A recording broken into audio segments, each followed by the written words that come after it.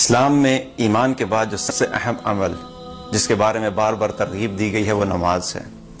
نماز کے بارے میں ہم لوگ آج اس کو بہت ہلکا سمجھتے ہیں اور ہم یہ کہہ کے صرف اپنے آپ کو بری ذمہ کر لیتے ہیں کہ اللہ غفور الرحیم ہے تو بس معاف کر دے گا۔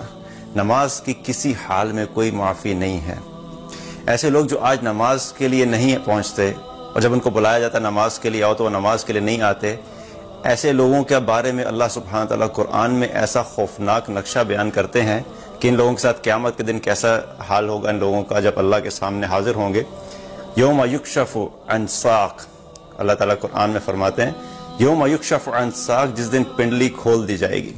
ایک ترجمہ اس کا یہ ہے کہ پنڈلی ظاہر کر دی جائے گی، اور ایک ترجمہ اس کا یہ کیا ہے اہل علم نے کہ جس روز اللہ سبحانہ و تعالیٰ اپنی تجلی ظاہر فرمائیں گے، قیامت کے دن اللہ تعالیٰ اپنی تجلی ظاہر کریں گے، اور جب لوگ اللہ سبحانہ تعالیٰ کی تجلی کو دیکھیں گے تو حکم ہوگا یدعون الی السجود کہ سب کے سب سجدے میں گر جاؤ۔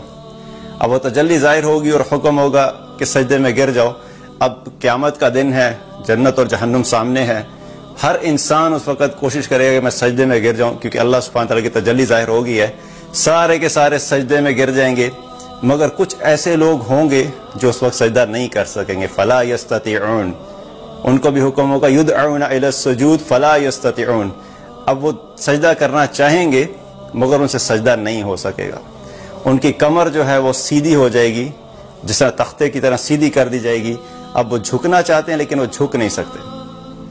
جب وہ یہ دیکھیں گے کہ بہت سارے لوگ سجدے میں پڑے ہوئے ہیں اور وہ سجدہ کرنا چاہ رہے اور ان سے سجدہ نہیں ہو رہا، تو ان کو پتہ لگ جائے گا کہ ان کی ہلاکت و بربادی شروع ہو گئی ہے۔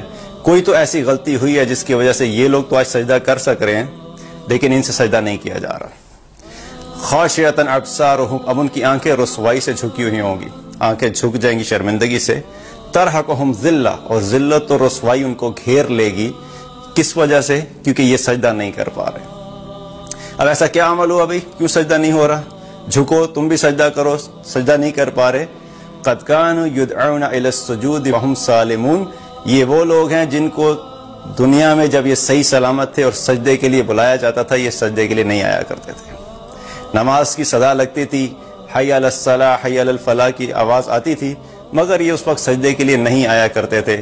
ان لوگوں کے لیے اپنا بزنس زیادہ امپورٹنٹ تھا، ان لوگوں کے لیے اپنی میٹنگ زیادہ امپورٹنٹ تھی، ان لوگوں کے لیے اپنے دوست یار زیادہ امپورٹنٹ تھے، ان لوگوں کے لیے اہل و عیال یہ سب چیزیں زیادہ اہمیت رکھتی تھی۔ جب اللہ سبحانہ و تعالیٰ ان کو بلایا کرتا تھا کہ تم نماز کے لیے آؤ، یہ اس وقت نہیں آتے تھے۔ اور آج یہ جھکنا چاہ رہے ہیں، آج یہ سجدہ کرنا چاہ رہے ہیں، تو اللہ تعالیٰ نے ان کے اندر سے سجدہ کرنے کی استطاعت کو نکال لیا ہے۔ فلا یستطیعون، آج یہ سجدہ نہیں کر سکتے۔ ایسی خوفناک حالت ہے، اگر انسان اس چیز کو بیٹھ کے سوچے کہ وہ کیسا خوفناک حال ہوگا کہ جو لوگ سجدہ نہیں کر پائیں گے۔ اللہ سبحانہ تعالیٰ ہم سب ان لوگوں میں شامل کرے جو لوگ جب یہ صدا آئے اس وقت اور ہم لوگ فوراً سجدے میں گر جائیں، کیونکہ نماز کی کسی حال میں معافی نہیں ہے۔ سفر کی حالت میں تب بھی نماز پڑھنی ہے، شدید ترین بیماری کی حالت میں تب بھی نماز پڑھنی ہے۔ رخصت موجود ہے، کھڑے ہو کے نہیں پڑھ سکتے تو بیٹھ کے پڑھ لو، بیٹھ کے نہیں پڑھ سکتے تو لیٹ کے پڑھ لو، لیکن شدید بیماری کی حالت میں بھی نماز کی کوئی معافی نہیں ہے۔ حضرت عمر رضی اللہ عنہ کو جب خنجر لگا، زہر آلود خنجر تھا، تو زہر کا اثر پورے جسم میں پھیل چکا تھا آخری دنوں میں، تو اکثر بے ہوش رہا کرتے تھے، ان کو ہوش نہیں ہوتی تھی۔ مگر جب نماز کا وقت آتا تھا تو ان کے ساتھی آگے کہتے تھے امیر المومنین نماز، جو ہی نماز کا لفظ سنتے تھے تو فوراً ان کی آنکھیں کھل جاتی تھیں اور کہتے تھے خبردار، اس شخص کا اسلام میں کوئی حصہ نہیں کہ جو نماز نہیں پڑھتا، جو نماز نہیں پڑھتا اس کا اسلام میں کوئی حصہ نہیں ہے۔ رسول اللہ صلی اللہ علیہ وسلم نے فرمایا بین العبد و بین الکفر ترک الصلاۃ، کہ بندے اور کفر کے درمیان جو چیز فرق کرتی ہے وہ نماز ہے۔